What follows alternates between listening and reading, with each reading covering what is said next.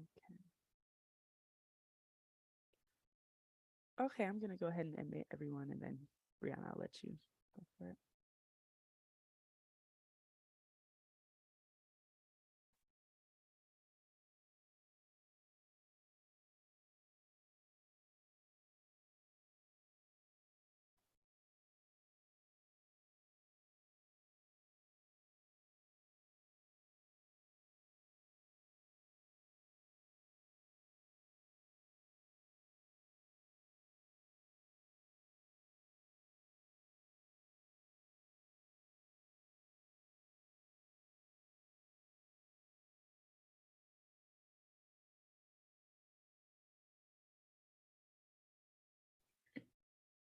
Good morning, everyone.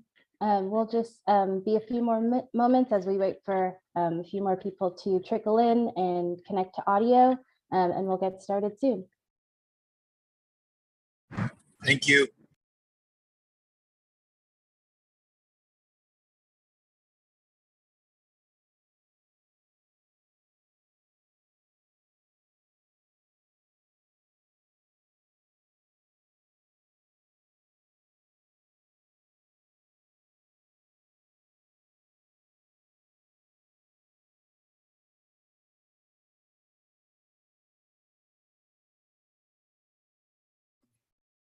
Okay, so we could go ahead and get started. My name is Brianna Mattis. I'm the Evaluation Associate at CRL Foundation and the Center. And today we have the second part of our Elevate Youth California Technical Assistance Series, or the evaluation portion of the Technical Assistance Series.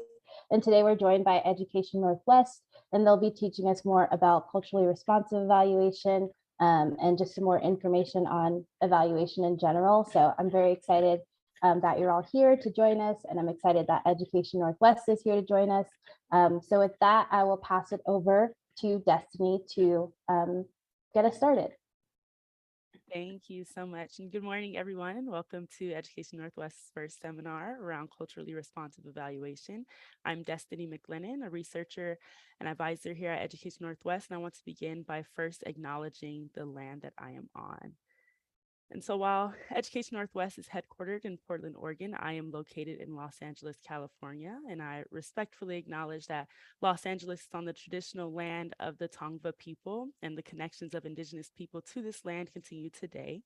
We have a responsibility to honor these connections, and as these words of acknowledgement are spoken and heard, we strive to understand our place within the past, present, and future of these Indigenous lands by reflecting on our relationships with human and other than human relatives with whom it is started or shared.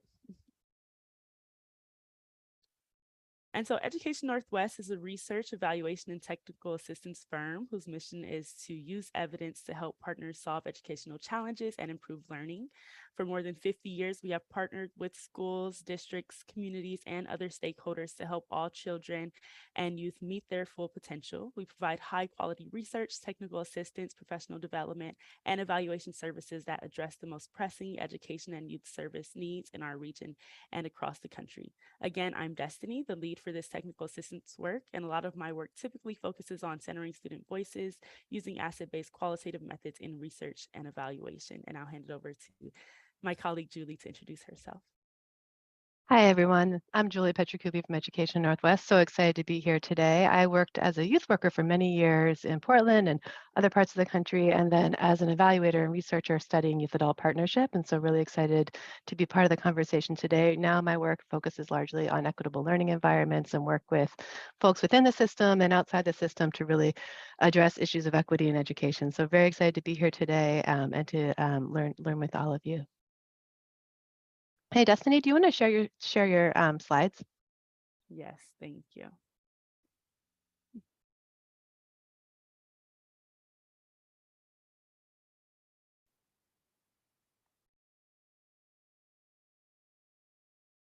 Thank you for that, Julie.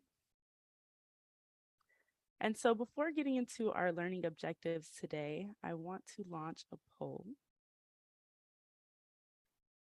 to really understand, you all's experience with evaluation. Go ahead and launch that. So the question is, where are you in the evaluation process? And these are all anonymous. So feel free to respond to that, and I'll share our responses after.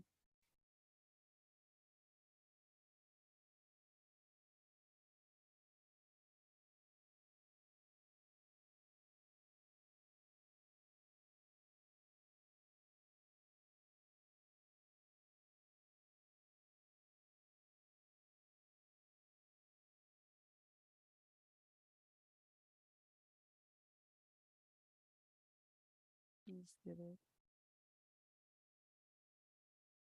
about 30 more seconds to respond.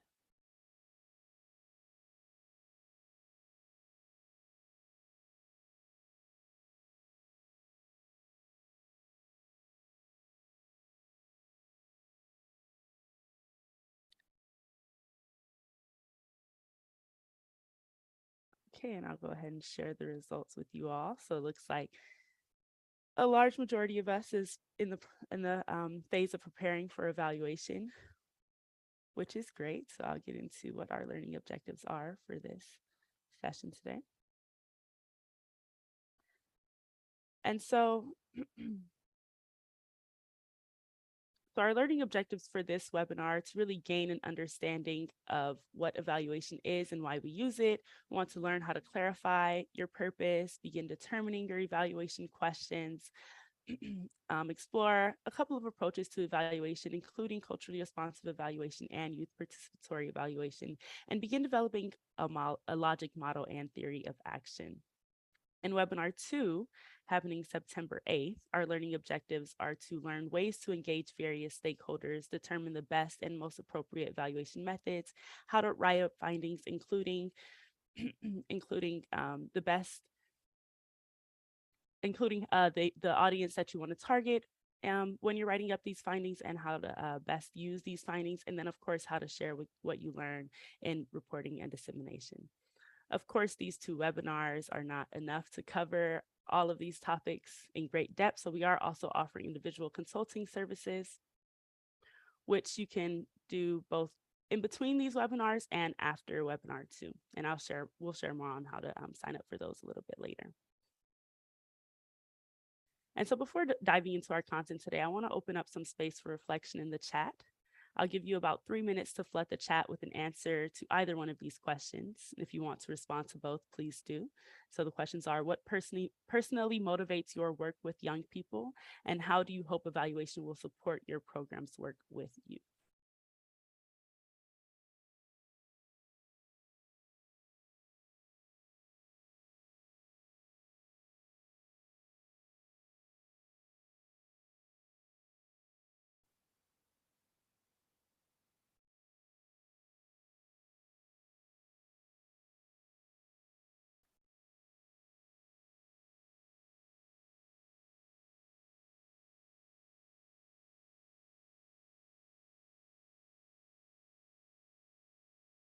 And so definitely take some time to flood the chat here, provide your reflection, consider, why you come to this work,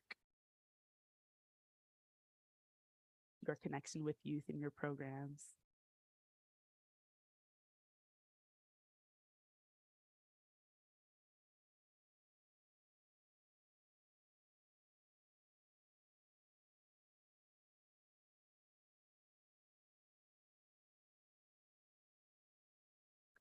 I'll give about 1 more minute for that.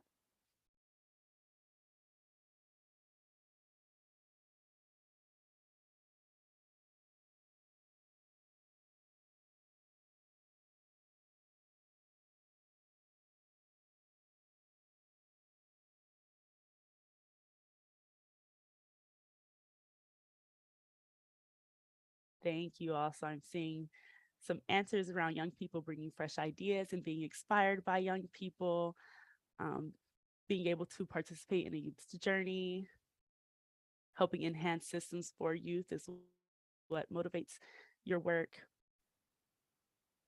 Great, thank you. Thank you for your responses. And so considering questions like these, as well as, the remaining reflection questions in that handout that Julie pasted the link for, are really important to consider when coming to evaluation work. It's important to recognize your own positionalities, as this often informs the work we do. And when we consider the why in our work, it really starts the course for doing culturally responsive and asset-based work. So again, thank you for your time, taking the time to answer that in the chat. And in your own time, feel free to return to the handout and respond to those other questions in the reflection section. And so let's get into what evaluation is. I'll go ahead and hand it over to Julie. Hi, everyone. Thanks so much for sharing your why and how you think evaluation will support your work. And I like that you all are setting up us really nice for the next part of our conversation is about why to do evaluation. As an evaluator, this is one of the first things I start with in talking with programs. I know when I worked in nonprofits, a lot of times it felt like evaluation was something that was done to us and not necessarily something that we were really in control of or doing with. And so I think really starting to think about the ways that you can use evaluation to help tell your program story, to improve your program's work, to ensure young people have voice in lots of different things, and to continuously learn and improve. And so Destiny's got a couple of definitions up here that we'll talk through, and I'd love to hear your reactions too. And so this one here is from Michael Quinn Patton, who's like one of those folks who's been in the evaluation field for a long time. And so this is the definition. I'll just read it off and feel free to read it to yourself. The systemic collection of information about the activities, characteristics, and results of programs to make judgments about the program, improve or further develop program effectiveness, inform decisions about future program development, and or increase understanding. So that's one way of thinking about evaluation. This is another from another evaluator who I think has published a lot on culturally responsive evaluation, a systemic and intentional process of gathering and analyzing data, quantitative and qualitative, which is quantitative. And I'm going to kind of not assume that everybody has done evaluation, but when we say quantitative data, we're talking about counts and numbers and things like that. We're talking about qualitative data. We're talking about people's perceptions and stories and words. Quantitative and qualitative to inform learning, decision-making, and action. And the final definition we'll share is from the American Evaluation Association. That's our professional organization that sets the tone and has ethical kind of trainings and practices and helps to promote innovation in the field. And they define evaluation as a systemic process to determine merit, worth, value, or significance. And I'd love to hear your reactions to these definitions. What stands out to you that's common across the definitions? Let's start there. And you can just jump into the chat or you can unmute. Either one is fine. Systemic, yes. We're big on systemic in research and evaluation. Yes. Doing things a certain way in a certain order that can be replicated. That is something that's a big part of this work. Informs decision making, absolutely. Yes, evaluations should not sit on a shelf. They should be something that actually comes back into your work and helps you to make decisions about what to do next. Anything else you notice that's similar across these definitions? Anything you would revise or add to these definitions when you think about evaluation and your experiences and your hopes for evaluation in your work? One thing that resonates me while looking at the evaluations is one thing that I would like to uplift is the fact that there are times that even data, right? I mean, variables can be manipulated. And I think it's important for us to uplift the voices of those that have often been left on the back burner, right? So I think understanding the fact that all of this is systemic, right? And I think we got to understand the system that has created the conditions by which we live in our communities today. And a lot of those conditions are forms of marginalization that often impact our communities. So understanding that it's important to uplift the voice, but understanding these systems, how they've been created as a means to, kind of create narratives, right? So I kind of feel that it's important for us to really take the voices that are often left on in the shadows and really uplift their voices in their authentic way, right? I feel like sometimes when we incorporate data, there are means to manipulate variables, and at times that creates a disservice to the communities that we serve. Just wanted to uplift that. Thank you. Thanks, James, for raising that. I think you're raising some really important points. One is that evaluation has done harm, and that is something to think about, that there's ways that evaluation hasn't always been designed well in line with programs, and the importance of making sure that when you're doing evaluation, that it's aligned with the goals and the approach and the values of your program. And so we're going to talk today about youth participatory evaluation and culture responsive evaluation as two approaches that we believe will probably be more aligned with your program. And so making sure that is happening. And I think the other point I think I'm hearing, James, and you can tell me if I'm getting this right, is that data isn't neutral, that like what data you look at, how you look at it, our own positionality, how all matters, and the types of questions we ask, the types of data that we collect, how we collect it, all that influences the results. And so it's a lot of responsibility for sure. So I appreciate you raising that. And Correct. Jessica, I think go ahead. you uplifted it, Julie. I think that was very important to emphasize, right? Because a lot of times when we collect it, we get to tell the narrative of the story, right? It's the individual that's collecting it, and even sometimes when evaluations are being done, you can prescribe an open-ended question that you already know the answer you're going to get, but the way the question was asked, it's such asked in an open-ended way that the responses have already been calculated, right? So in a sense, they've already been, I think, marginalized in that sense, right? You got to be careful, I think, how we ask the questions and what questions are being asked, but you hit it right on the head, Julie. Thank you.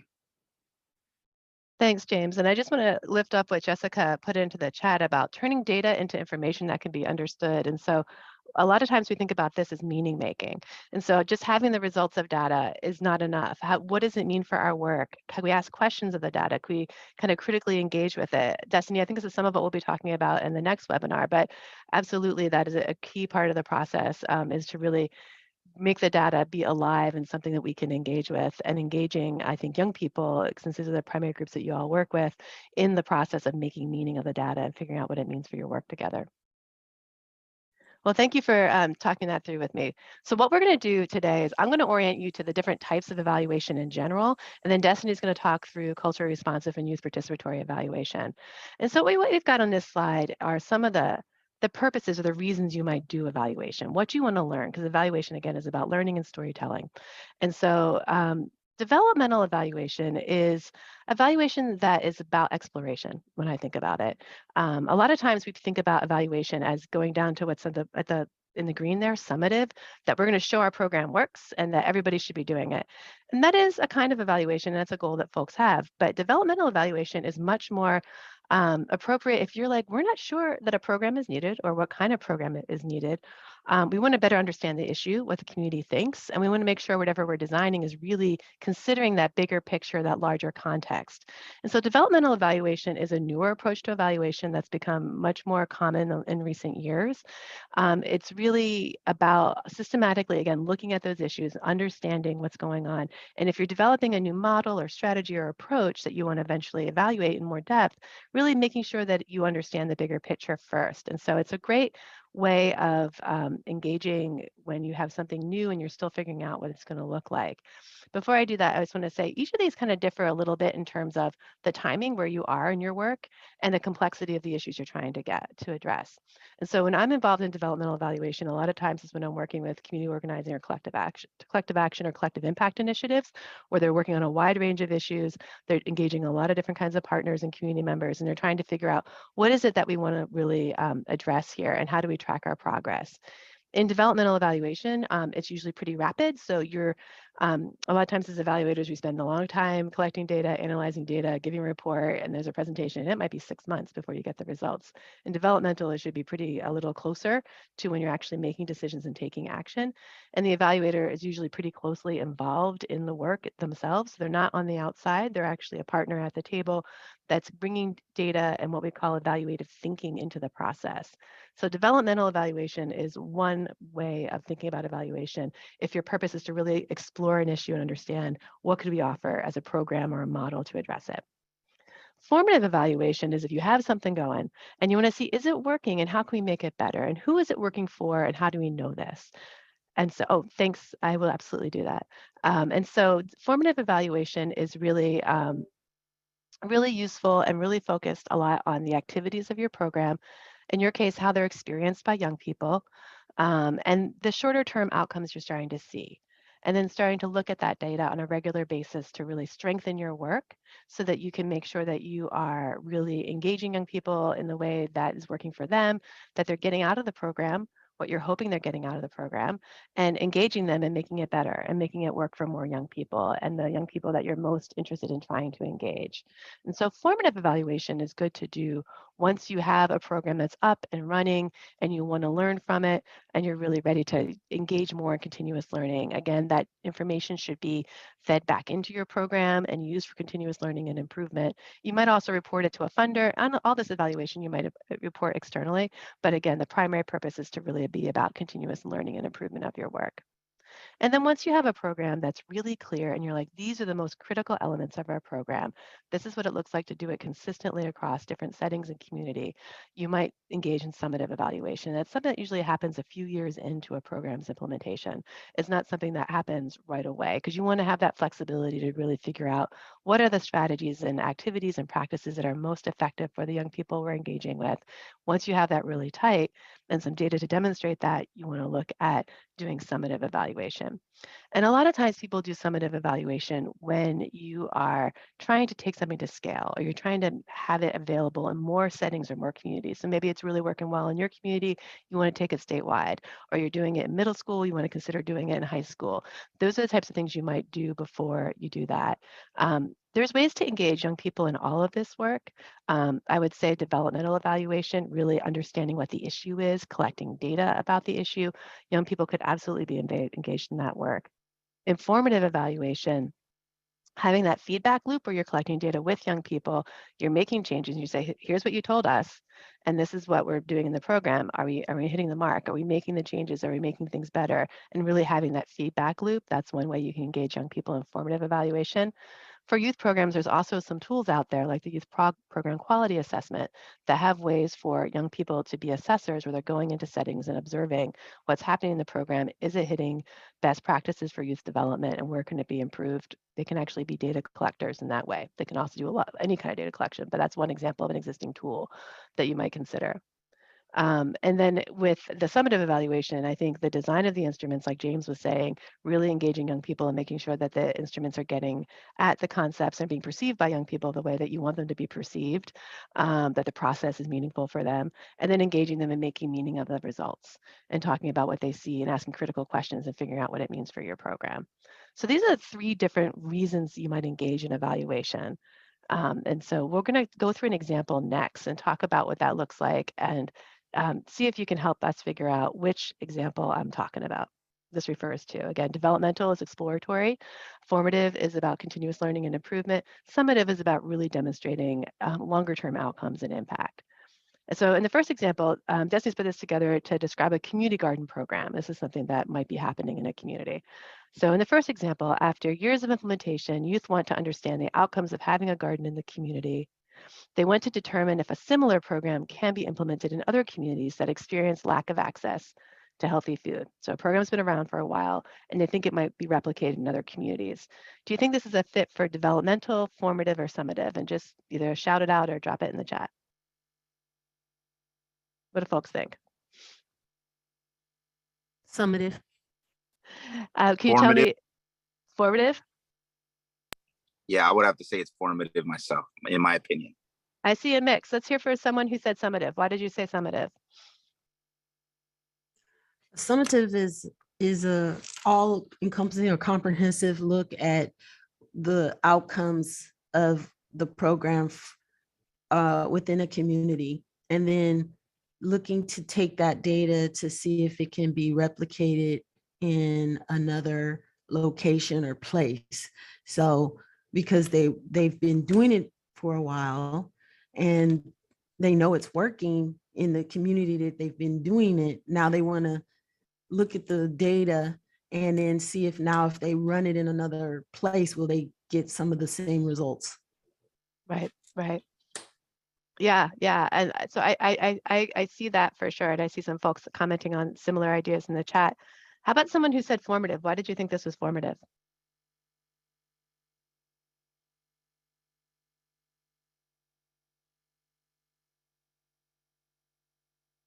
It sounds like they are analyzing a program that's already in place to get more information on how it has been impactful and how it can be improved on.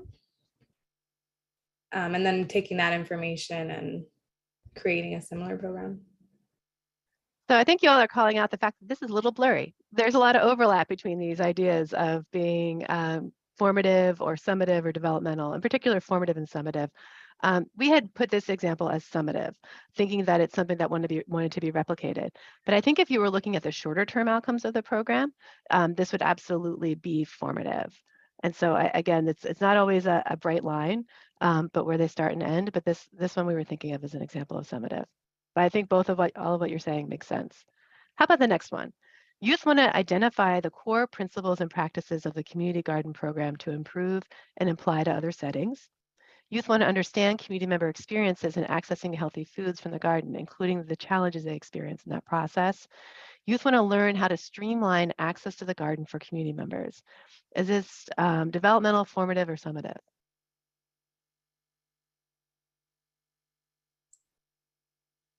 Formative. Mm-hmm. What do other folks think?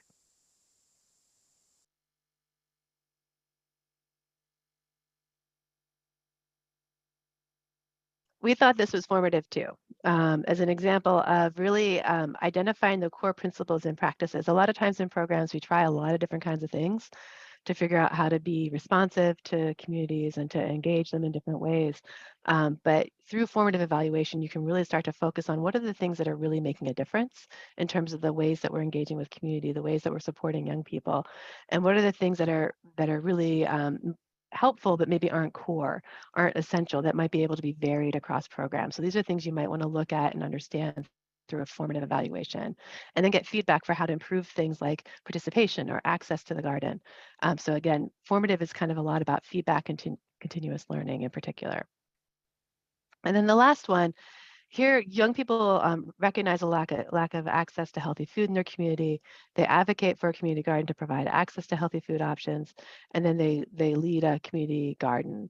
And so this one is an example of developmental, where at some point they would collect some information about the lack of access to healthy food, understand that is a garden what we need? Maybe it's a market, maybe it's something else, you know. And so this is where they're understanding what's going on with the issue, what the root cause is, and what are they in a position to address with the program, and what program can they offer to address it. So that's developmental evaluation and using data as part of that process. So thanks for going through that with us. I just want to reiterate, it's really important to be thinking about where you are in your development and what's going to be most useful for you right now as a program. I have a question. Yeah. So our program is quite unique in that we're looking to understand the experiences of our youth, not just as they go through the program, but in their life. And we are taking a slightly innovative approach that I'm not sure where it would fall in one of the evaluation categories, but that approach is an auto-hermeneutic phenomenological approach.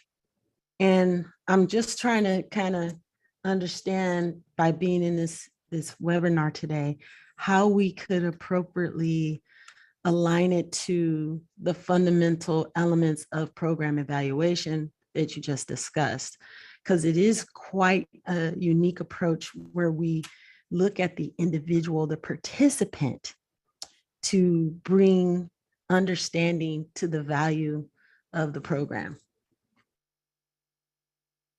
So what would be your, like, I guess I'm trying to understand, what would be your perspective based on what I just said, where you think it might fit, where we're bringing the participant into the evaluation process as a formal component of it, not just an afterthought to get their feedback. Right. And so, I mean, depending on where you're at, so to make sure I understand, it's sort of really starting with their lived experience and that's really where you're starting your work with them, Mm-hmm. and how you support them. And I imagine that what they're experiencing in your program may vary because their lived experiences vary. Is that right? Yes, exactly. Yeah, I think I mean, depending on where you're at, I'd want to learn more before I'd say exactly where it would fit. But I think there's probably different options and is what's most useful for you.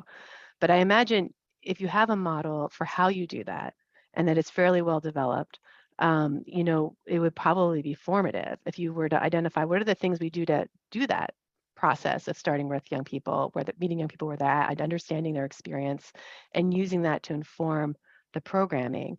I think you would look at the strategies for that and to look at what that's like from their perspective.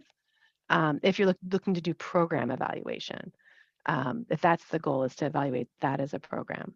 Yes, it is. And I was just kind of, I mean, because it could fall in, you're going to need it at some point for this program, but being at the beginning of it, I was just trying to figure out the separation of the approach, or should I use a combination of the evaluation types, or should I do them in sequence? I was just kind of Yeah. wondering. Yeah.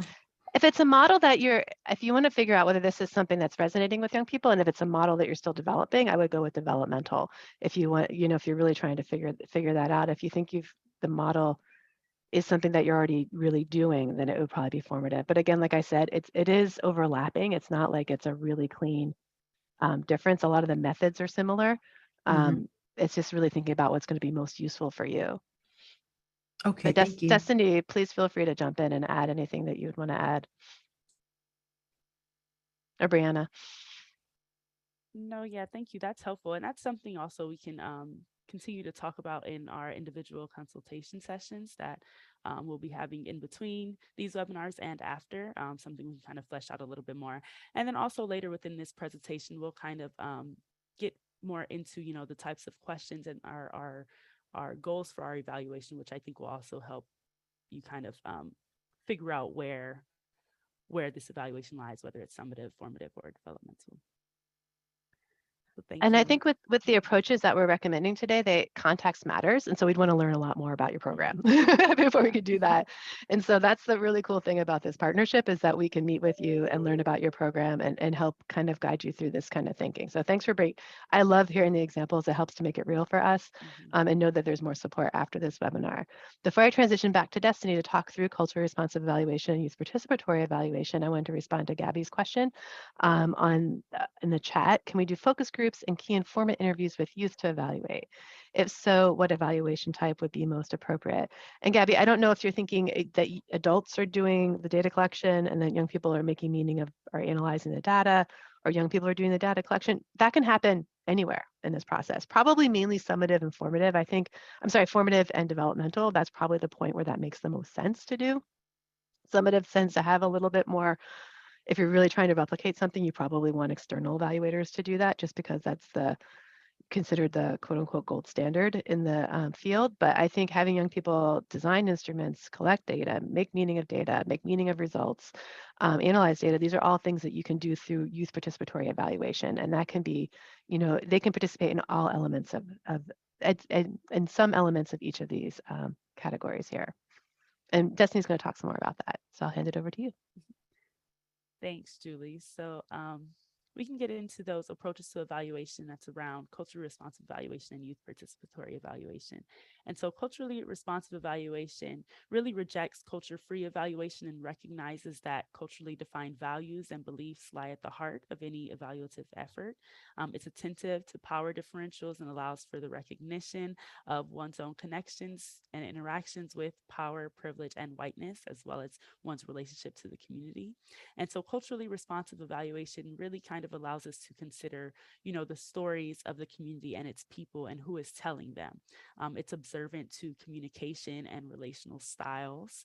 It asks, how does one respectfully enter a community? What dimensions of diversity are most salient? What relationships are valued or privileged? And so a lot of this is built into youth participatory evaluation, which is an approach that engages young people in evaluating the programs, organizations, and systems designed to serve them. And so it involves young people in the process of knowledge development, and in the principles of youth participatory evaluation, culturally responsive practices must exist.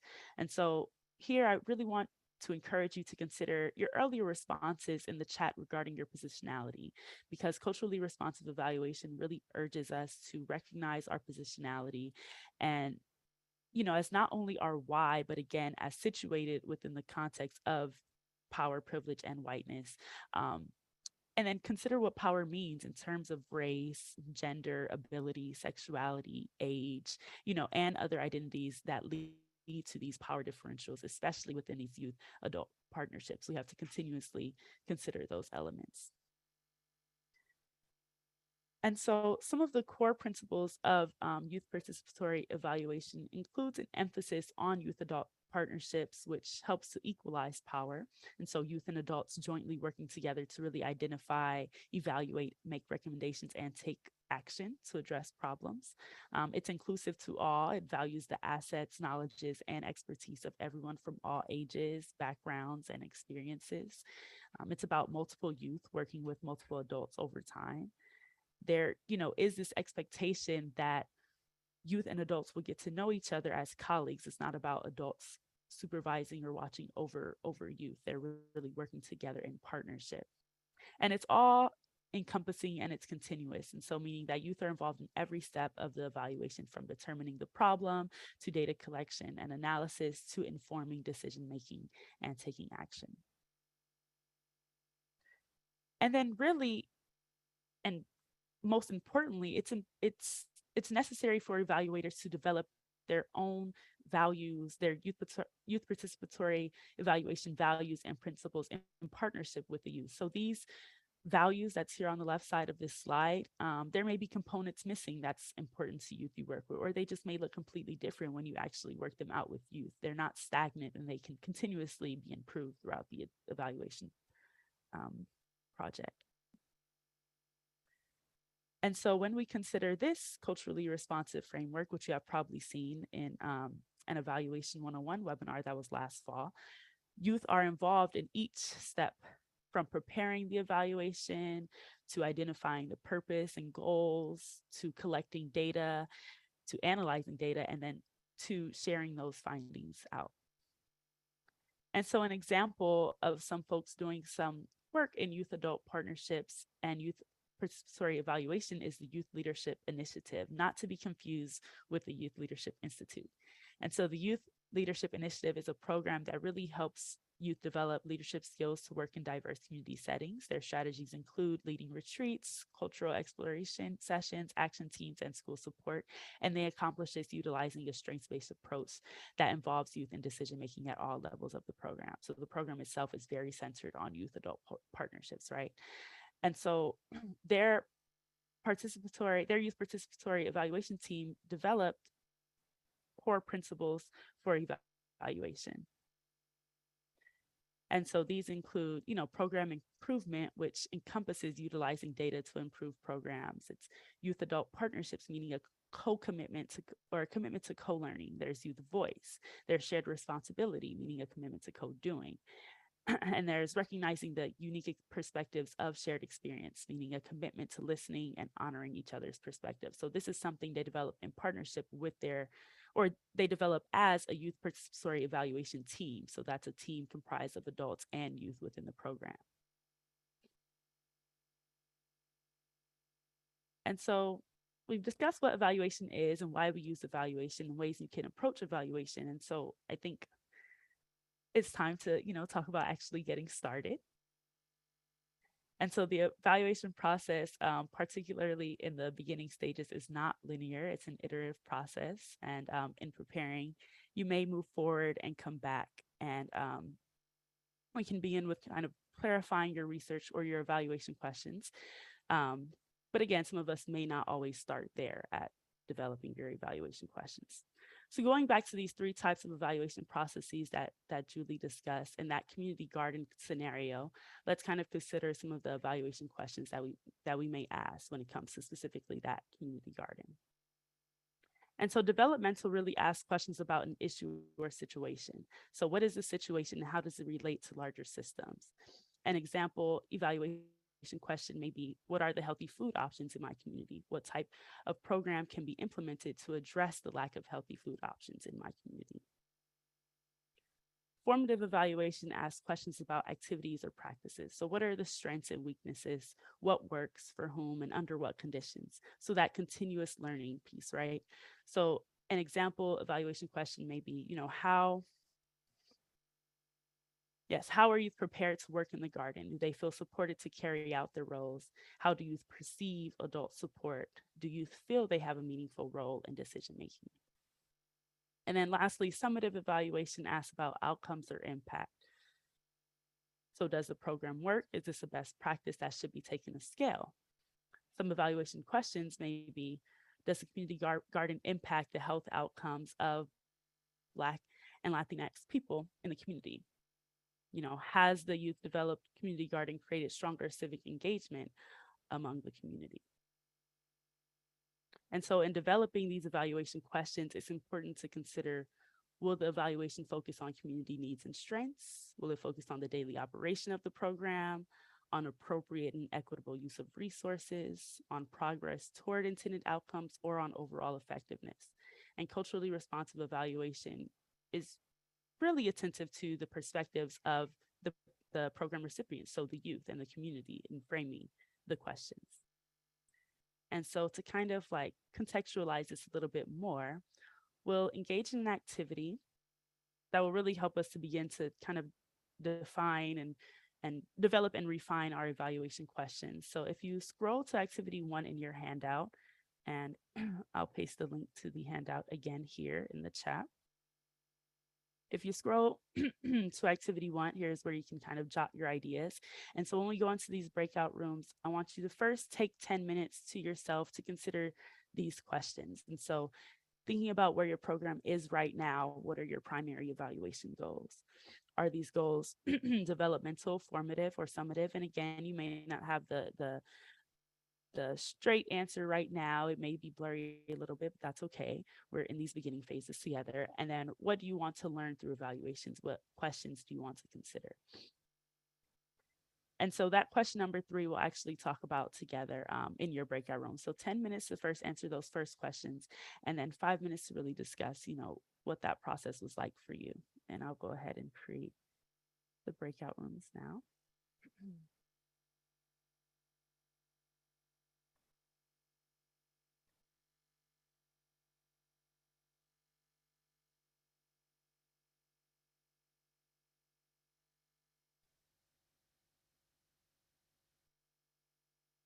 Okay.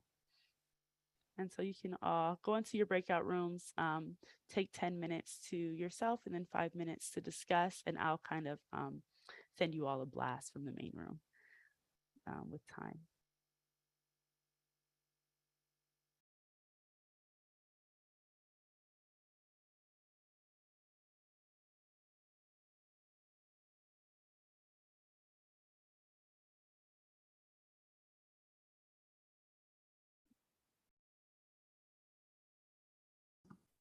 I'm sorry, I went to the breakout room and no one was there. Should I?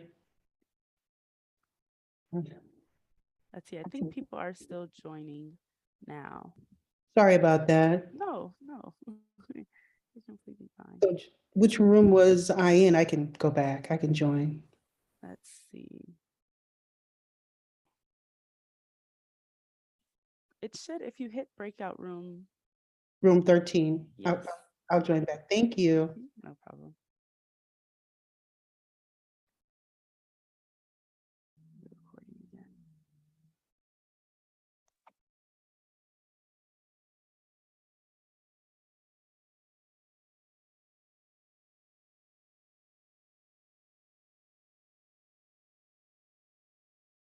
People are trickling back in.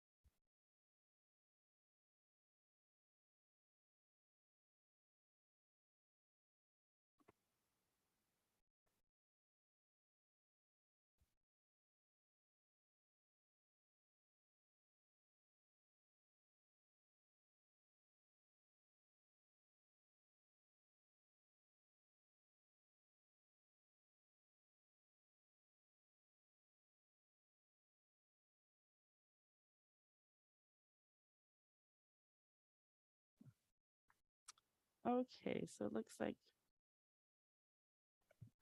we have everyone back. We may have lost a few people. I know people were having some Wi-Fi issues. But welcome back, everyone. Thank you so much for sharing with one another and engaging in that activity. And I kind of just wanted to open up and hear how that process went for you. Hear some things that you all talked about in your small groups. If anyone wants to share, either aloud or in the chat.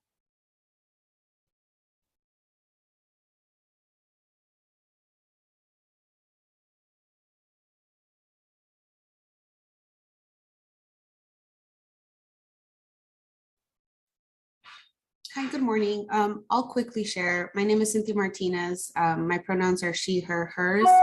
I'm with Alliance for Community Empowerment in the Los Angeles area.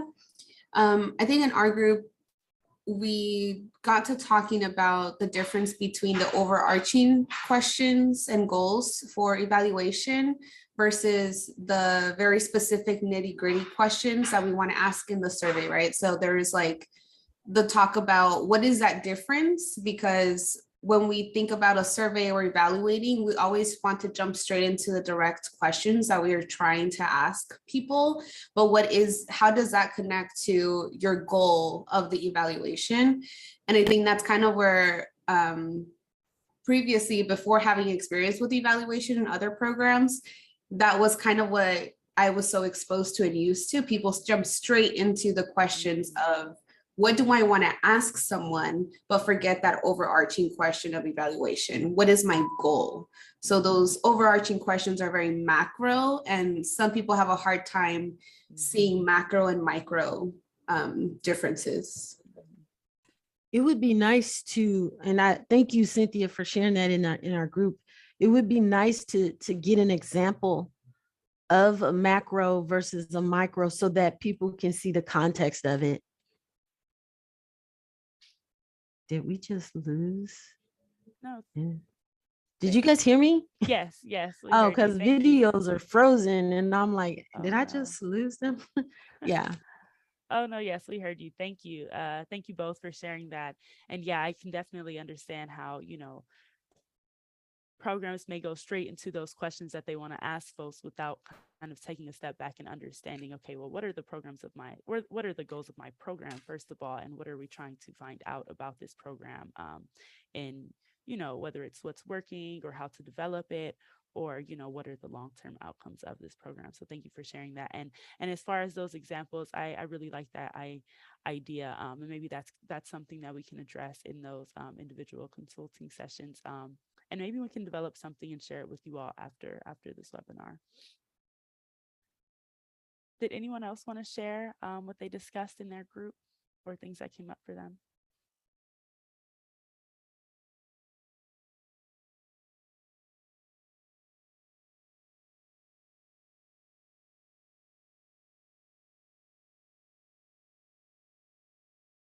Well, again, thank you all for engaging with that activity. And then I know we had a question. Julie, did you want to read out that question for folks?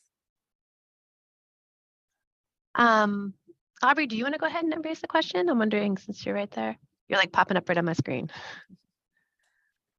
Sure. We have experienced staff on our team, which is fantastic, with working with youth, but they're more, they were trained in and understand more traditional youth programs that have the adults and the staff taking the lead. So my question was if there are recommendations for helping staff and agencies shift that mindset to youth leadership and partnership instead of the reverse. Thank you for that question. So it sounds like, that's something that could benefit from, training around how to develop youth adult partnerships effectively. It sounds like maybe that's sort of something that comes with it has to be a complete culture shift within the program. to help change those mindsets to really establish those youth adult partnerships.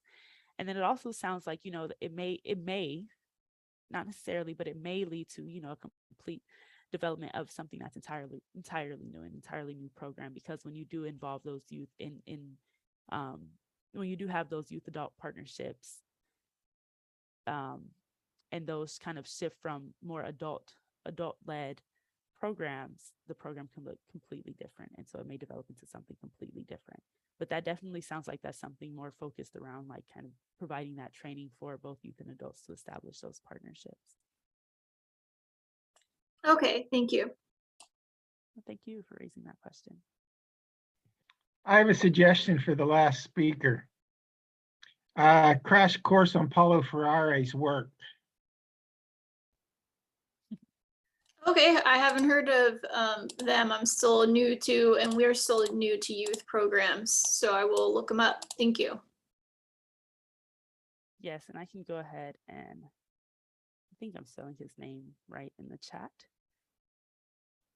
Yes, I really like that you raised the question, Chief, because I've done a lot of work with organizations in that transition point, and we might assume that everybody's on the same page because maybe we talk about youth empowerment, we talk about youth leadership, but when it comes down to actually sharing power around things that are consequential, like evaluation, you might find out things are a little different. So even in organizations where you feel like folks are on the same page, you might doing something like collaborative evaluation with young people might surface things like, oh, wow, so okay, so maybe this is something we need to work on. And so I guess I would say that when we've looked at organizations making this transition through research, what they tend to do is really think about it, like Destiny said, as cultural change, and think about evaluation as part of that change. So what are the other things that are happening in the organization to help shift mindsets and orientations to be more collaborative with youth? And you want to make sure your evaluation is aligned with that. So it's definitely a bigger process, like Destiny said. Thank you again. I appreciate all the information. It's very helpful. Thank you for posing that question. Thanks, Julie and Don, for helping answer that. And so we'll kind of move right into developing a logic model and/or theory of action. And so I just want to kind of reiterate again that these phases of evaluation are iterative. And so you may do this piece and then go back to your evaluation questions and refine them and repeat, or you may start with this piece and then kind of get into your evaluation questions. So it's not a straight linear process in developing in preparing for evaluation and developing an evaluation. It takes it's pretty cyclical, and you often come back. And so logic models and theories of action describe how a program or initiative or intervention works or is being implemented. It identifies a problem, the causes, the consequences of that problem, and the opportunities to strengthen. It then clarifies how the program or intervention addresses the problem and establishes a relationship between those strategies and activities, which we'll kind of get into a little bit more later, and outcomes. And so essentially, it's a chain of reasoning that explains how change will lead to improved practices. And so logic models typically emphasize what and how much, while theories of action emphasize how, why, and so what. And we'll kind of provide examples in just a few slides. But before we provide those examples, let's kind of get into some terms that are often found within these models. And I'll hand it over to Julie here. And so I would say that we're offering a lot of information today that when I've done this kind of work before, it's been over several sessions. So if you're feeling like, "Ooh, this is a lot," I think I would say that's a reasonable way to feel. I think what the comment I heard earlier about the kind of the questions you might ask in a focus group or a survey versus the big question, this is why having a logic model or theory of action or theory of change in place before you start helps to focus on the big question. So you understand how the little questions relate to the bigger picture and overarching goals of your work. And so this is often a very initial step that you would do before you do evaluation, is be like, what is the process that we think is happening in our program? Why do we think our program is making a difference? What makes a difference? And how will we know it's making a difference? These are the kinds of questions you look at through a theory of action and logic model. And you might find through your evaluation, it's not happening the way you thought. And so you might need to revise it. So these are usually living documents that you work on over time. And engaging young people in this process is incredibly, I think, important to do. And I'm just going to talk through some of the language and terms. And I know that Elevate Youth has offered you some really nice handouts that define some of these for you. And so I won't spend too much time on that. I know this is something you all have been working on and probably have to do some reporting on. The first section of, and just to back up, what's included here is what's in a theory of action, which tends to be bigger than a logic model. A logic model is often a picture, like Destiny said, but the theory of action might have narrative and things like that. First, you might describe the community context. So what's the bigger picture or issue that you're trying to address? What's the problem or situation that's out there that your program or model or strategy exists to address? Naming that in your work is really important to do. And then having some longer term goals. So what would it look like to address this issue? What would change look like? So you have these kind of aspirational goals that are out there that you document. Maria, yes, a theory of action and theory of change are usually pretty similar. People prefer different terms just based on their orientation. Goals or statements, like I said, they're about that long term. What's the big picture change we hope to see? And the inputs these are the resources that we have available. So a resource can be the expertise of the young people and the adults in your program and their lived experience and their community connections. That's a really, really great example of an input. An input could be you have this grant available to you. You have technical assistance available to you. These are all great inputs that might support your work. Inputs are all the resources that go into developing and implementing your work. The second bucket here is kind of the how and the what of your work. And strategies are big picture pieces. So we offer peer-to-peer support. That's a strategy that we offer. Youth adult partnership is a strategy that we offer. We offer, after school tutoring. These are all the different kinds of things you can do. Training and how to be an organizer. These are kind of broad strategies of what your program is about and the strategies for how you engage and support young people. Activities are a little bit more granular. So say you're a program that's about youth leadership development to become organizers. The activities that you do might be that there's a training that happens. And this is what's included in the training. It could be that there's a retreat that happens. Maybe they're paired up with a coach, a peer mentor, or an adult partner. These are examples of activities that kind of fit within your larger set of strategies that you're doing. And activities are a little bit more, little less big picture, a little bit more granular, the things you can go in and look at in the program and say, oh, this is what's happening. And then outputs are often, did it happen or not? How many people came to the training? How many young people participated in the program? They're usually things you can count. So we worked with young people to create a resource for other youth who want to do organizing in their community. That's an example of a product that would be considered an output of the work. And then the last section are things that have to do with the so what. Did it make a difference for young people? Did it make a difference for your community? And there's a lot of different things you can look at with outcomes. A lot of times with youth programs, we look at outcomes for the young people themselves, and these can be short, mid, or long-term outcomes. Short-term outcomes tend to be over the course of the program, 1 to 2 years. If you have a more intensive, shorter program, it might be shorter. Midterm outcomes tend to be 3 to 5 years. Longer term outcomes are usually considered like 7 years plus, things that take a long time to change. And because I know a lot of your programs are simultaneously working with young people and supporting them and then changing communities, you can look at change at multiple levels in the same program. So what's changing for the young people who participate? What's changing for the adults who support them in terms of their skill development, their orientation, their mindsets? These are all things you can look at through an evaluation. What's changing for your organization through this work? You can also look at what changes for your broader community, and this could be policy or support. It can be a lot of different things that can be in the community change, but you can look at all of these types of outcomes through an evaluation. And then impacts, again, are the longer term changes. Did we really significantly impact food security issues in our community, for example, to go back to the example that Destiny offered earlier around the community garden. So again, there's lots of examples and resources out there for these terms, but we wanted to just establish that common vocabulary before we talk more about what this might mean for your program. And I'll hand it back to Destiny to talk through a couple of graphic logic models that illustrate these ideas in action.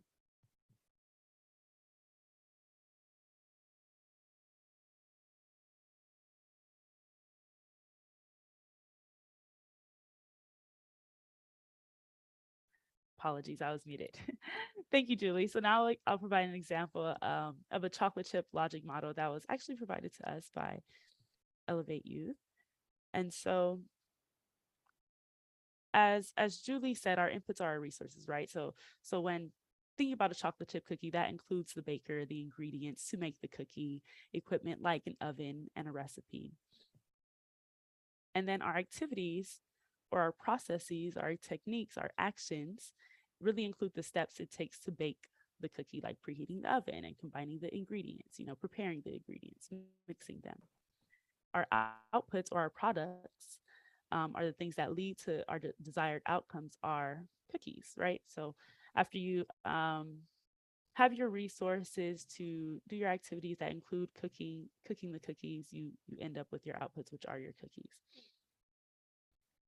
And then so your intermediate outcomes, which are those changes, whether individually or organizationally, are folks can eat the cookies, right? Folks can sell the cookies. And then our longer term outcomes include a reduction of the number of people who crave a cookie. Now, depending on how long this model has been implemented, we may be interested in seeing more system level changes, like the Cookie Monster leaving Sesame Street because he never craves a cookie anymore. So those are more of your longer term outcomes. And so a logic model, as we see here, is really a graphical representation of your program from those resources or inputs and activities that will take place to those outputs, those deliverables, and then the goals or the outcomes that the program will produce. And so again, this logic model explains the what and the how much. And so when you think about your program, it's really important to consider your inputs, your activities, outputs, and outcomes, because they may actually help you inform your evaluation purpose and your questions. So again, this will kind of be maybe you take a step back to go back to those questions that you began to develop and think about, well, this is what the logic model of my program says. These are the outcomes that I want to address. And so what are the questions that I want to ask? Yeah. And then so here's an example of a theory of action from the Funders Collaborative on Youth Organizing. They're another program that emphasizes and utilizes youth adult partnerships. And so for these examples, I also want to say, we're only offering the graphics in the interest of time, but particularly with the theory of action, also includes a narrative to accompany the graphic. And so here we see, I don't know if you can see my cursor here, what helps people grow, which are the strategies that include great management, interested exploration, peer-to-peer engagement. And then this leads to what young people develop, which are their short-term outcomes that include social emotional learning outcomes and critical consciousness outcomes. And so academic self-efficacy and social capital, as well as confidence to mobilize and social political participation, are what young people develop. It's those short-term outcomes. Then there are young people thriving, which are the long-term outcomes to the individual and the larger community, which includes civic engagement, includes academic performance, career work readiness, etc. And so there are strategies in what helps young people grow and the outcomes in what young people develop and young people thriving. And so a theory of action is essentially it's a chain of reasoning that really explains how change will lead to improved practices. And so it explains which features are expected to produce results, and that leads to the final desired outcome. But again, theories of action really emphasize the how, the why, and the so what. And so neither a logic model nor a theory of action has to be represented in these linear ways. It can be much more nuanced and cyclical. And so for our next and final activity, we're going to take these buckets of what helps young people grow, what young people develop, and young people thriving, and kind of apply them in the context of our own programs. And so we'll get into random breakout rooms again. And then in that handout that Julie just pasted the link for, that we've already been working off of, but if you're just coming in, it's in the chat. You'll scroll to activity 2 in your handout, and here is where you can really jot those ideas. We'll get into these breakout rooms, and I want you to take 10 minutes on your own to answer questions A and B of activity 2. And so that's, what does your program do to help young people grow in the areas of leadership and activism? So those are the strategies and activities, right? And then what are some signs that participants are starting to develop their leadership and activism mindsets and skill sets? So those are some short-term outcomes. And then after you take those 10 minutes to yourself to answer those questions, I want you to take another 10 minutes to discuss with your group what long-term outcomes would look like with your program. So what does it look like when youth are thriving in leadership and activism? And so in that handout, in activity 2, on the right side of the table, you'll see some guiding questions to really help you answer those larger questions. And then if you scroll to the next page that says action steps in your handout, on the left side of the table, you'll see those definitions that Julie just discussed. So definitely feel free to look at those as you're answering these questions in handout too. And then we'll come back and kind of share similar to what we did in activity 1. So I'll go ahead and create those breakout rooms.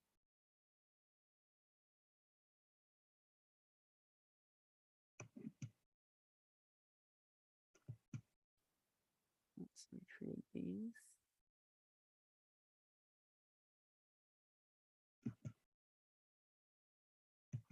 Okay, so I just opened up the rooms.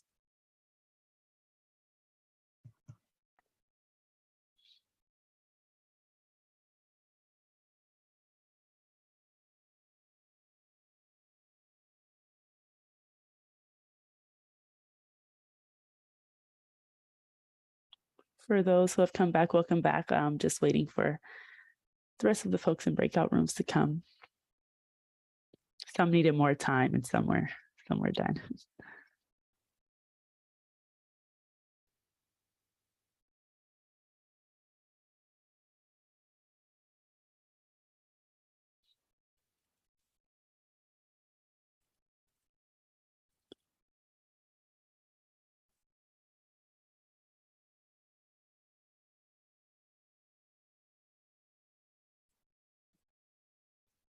It's so nice to see your faces. Yes.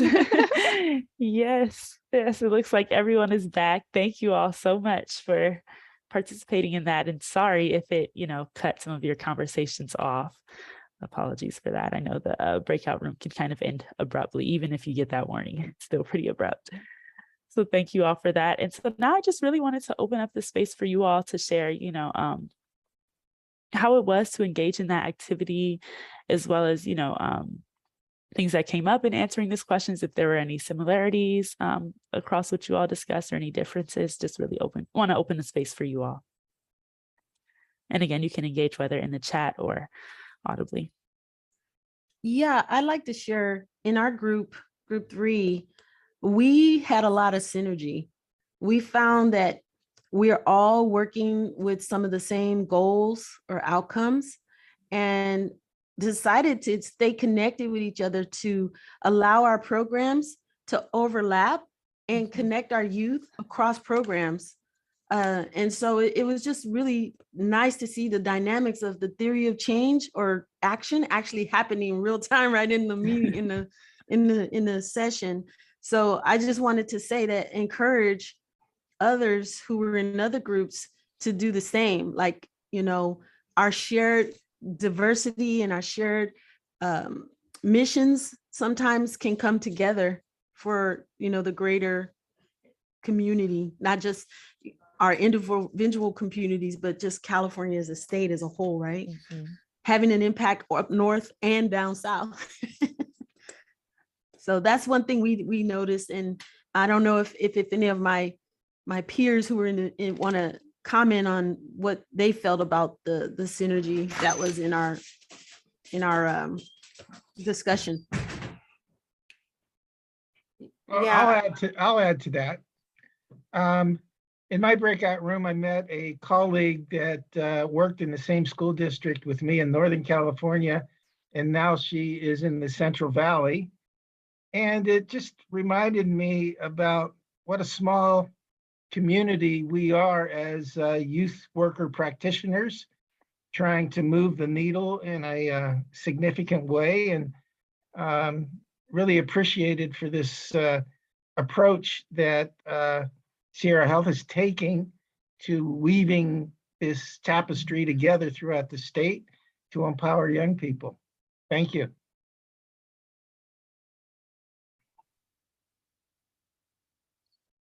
Thank you both for sharing. That's, really exciting to hear that you all are making connections and see synergy within your groups. And, if you're open to sharing, Dr. Shinshuri, and please correct me if I'm saying your name wrong, I'm interested in hearing about, what were some of the goals and outcomes you all shared? Well, for Irene, we took a different approach than the way you instructed us to do, because it was like, okay, so how do we do that? How can we bring dynamicism to this? So I proposed to the team to like do a round robin of what our goals of, and Irene shared a little bit about her strategies and activities, and we were stuck for a moment as trying to understand what she was trying to do. So we had her come back and do the macro and help us understand the overall goal. And then that's when the synergy happened. So I would like, Irene, if you're listening, if you could chime in and share just a little bit of the discussion we had around your ultimate goal and what you're trying to do with peer mentoring, and then how that actually sparked, our discussion. Or Melissa, you can chime in too. Yeah, I'll chime in real quick. So she was trying to tell us how they were trying to get into peer mentoring, and we realized that all three of us, our ultimate goal is to have our youth become peer mentors. And so I shared what our goals were and how we have implemented that. And we all just sort of had this aha moment that we could share what we each do with each other. We could bring what each one of us has at the table and take our youth to each other and broaden their perspective on what we have available, all of our resources. And we just sort of like brought it together and was like, hey, we could take what we have here and take it down south and take it up north and mix it together, and we would be making a bigger impact. Right. And it would be centered around the strategies and activities. Like, for example, for what we want to do, we want to create exemplary leaders for themselves, learning self-love and unconditional love, for self-love and self-care for themselves, but at the same time, building those exemplary leadership qualities for unconditional love and embracing culture and diversity and inclusion and equity, right?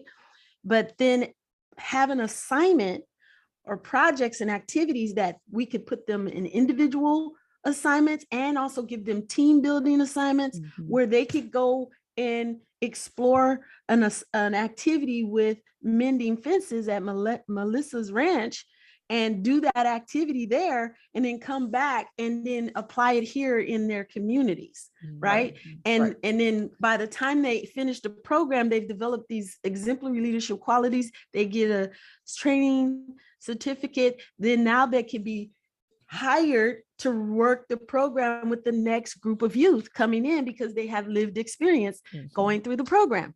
And so it was really that theory of change started to actually come about as we talked about it. Like, we actually saw it come alive right in the discussion. The implementation was happening in our session. Yeah.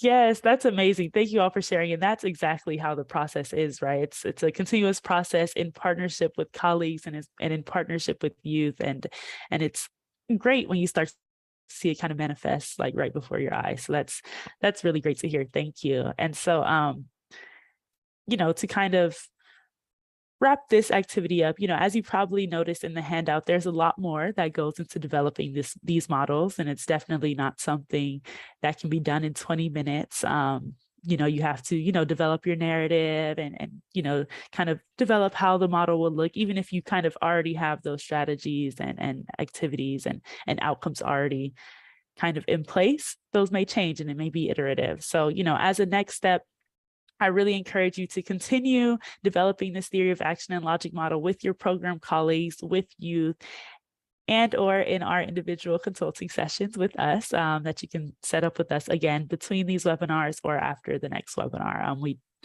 We'd be like so excited to help you all develop these models and such. And I think the idea that you all shared, can I just jump in, Destiny, and talk about our other project? Because I think Destiny and I are doing some work statewide in Washington State around a youth re-engagement system. So this is an example of us working with a mix of nonprofits and state agencies to articulate the theory of change for the system that's about engaging young people who are not currently in school or working. And so we started this multi kind of phase process of a theory of action or theory of change with practitioners. And then our next step is to do some work with young people and to collect some data. But the idea is that through the sessions themselves, people are engaged, they're having conversations about what are we doing, why are we doing it, how can I learn from you? And so when you think about how to take this back to your partners, your young people that you work with, think about ways to make it fun. Like it doesn't have to be just filling out boxes that your grant writer does or something like that. We think it can be this really interactive learning space. And having just done this, if any of you have multiple sites or something like that and want to think about ideas for how to make it fun and engaging and how to engage folks across different locations, we can absolutely share some of what we've been doing recently on that. Yes, definitely. Thanks, Julie. Okay, and so to wrap up, just kind of go over what we discussed today. We kind of really, really focused on this idea that evaluation is an iterative, it's a nonlinear process. And so we really learn how to determine our purpose and goals of an evaluation, considering the complexity of the issue and the timing to determine if it's, developmental, formative, or summative, and which one would be most beneficial depending on where we're at in our program. We began learning how to define our evaluation questions under these buckets and began an early, very, very early start to developing your theory of action and logic model. And so some action steps to complete before our next webinar, which is in September, is to really continue to flesh out those evaluation goals and questions and work on your theory of action, knowing that, again, we're here to support you along the way. And so this next webinar, as I said, is happening on Thursday, September 8th, 9 to 11 a.m. And in this webinar, we'll focus on engaging stakeholders, determining the appropriate methods for your evaluation, writing your findings, which again includes how to use them and for what audiences, and reporting out, sharing out your learnings. And I know Brianna wanted to share here around some of the Elevate Youth California technical assistance resources. Yes, thanks, Destiny. First off, wanted to thank you all for a great presentation. There was lots of information. So we want to once again highlight those individual consultation sessions.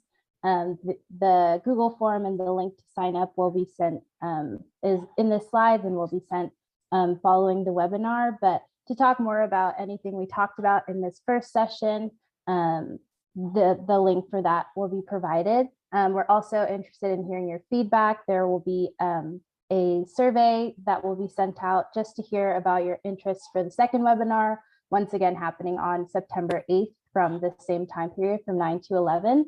And we're hoping to have those back by July 21st, I believe. So if you can fill out that feedback survey, that'd be great. And yeah, once again, so those individual consultation sessions are a great place, and we're highly encouraging them because of the variety across projects. We know that, the information here can be, we try to keep it broad so that it can, start the conversation, but in those individual consultations directly to your program is where we want to have those more in-depth conversations about your purposes and about the evaluation questions that make the most sense for your project and for your youth and the kind of model of your project. I also wanted to highlight Learning for Action. They were the first technical assistance provider that we had that presented last month, a few months ago. So if you are interested in more information on photo voice or collecting participant outcome data, so in their webinars, they spoke about an introduction to photo voice as well as an introduction to different forms of participant outcome collection or data collection, such as surveys, focus groups, interviews, journey scrolls. So if you're interested in more information on developing some of those tools, I encourage you to reach out to Learning for Action for those individual consultations. And those resources are also on the EYC resources tab on the website. So yeah, just wanted to highlight and really plug the individual consultation sessions because they're a great resource that we are providing to you along with kind of these webinars. So I'll pass it back to Destiny. Thank you. Thank you for that. And thank you all for participating. Again, so just those action steps in that handout, there are other activities or reflection tools that you can use and fill out. So definitely kind of go through that and play with that. And yeah, reach out to us if you have any comments, questions, or concerns. We're all ears, and please fill out the feedback forms to let us know how we can improve that next session, which will be sent out to you. Well, thank you all so much. Thank you. Thank you. Have a good day. You too. Thank you. Bye. Yes, the slides will be sent out.